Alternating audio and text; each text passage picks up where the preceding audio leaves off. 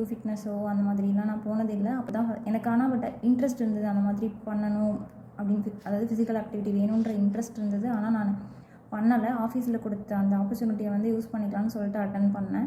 First day அவங்க கொண்டு போன அந்த வேவே திருப்பி அட்டன் பண்ணணுன்னு தோன்ற மாதிரி இருந்தது. அந்த 21 டேஸுமே பயங்கர என்கேஜாக கொண்டு போனாங்க. நடுவில் எக்ஸசைஸ்க்கு போய் நடுவில் யோகா, அதுக்கப்புறம் அந்த மீல் டாக் பற்றி பேசினது எல்லாமே ரொம்ப பிடிச்சிருந்தது. ஏன்னா என்ன தான் ஒர்க் அவுட் பண்ணி என்ன தான் பண்ணாலும் நம்ம எடுத்துக்கிற ஃபுட்டு வந்து கரெக்டாக எடுத்துக்கல, கரெக்டான கலோரி நம்ம எடுத்துக்கல, ப்ளஸ் எவ்வளோ ஃபேட் வேணும், எவ்வளோ ப்ரோட்டீன் வேணும் அந்த மாதிரி பார்த்து எடுத்துக்காமல் நம்ம ஜாஸ்தியாக எடுத்தோம்னா என்ன தான் வந்து நம்ம ஒர்க் அவுட் பண்ணாலுமே அதில் யூஸே இருக்காது.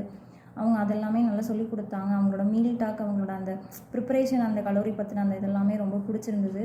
அப்படியும் இவங்க ரம்யா கூட நான் வந்து கிளாஸில் ஜாயின் பண்ணிட்டேன். நல்லா இன்ட்ரெஸ்ட்டாக போயிட்டுருக்கு. என்ன அப்படின்னா மெயினாக மைண்டும் ரிலாக்ஸாக இருக்குது, ப்ளஸ் பாடியும் அந்த த்ரூஅவுட் த டே வந்து நல்லா ஆக்டிவாக இருக்க மாதிரி இருக்குது.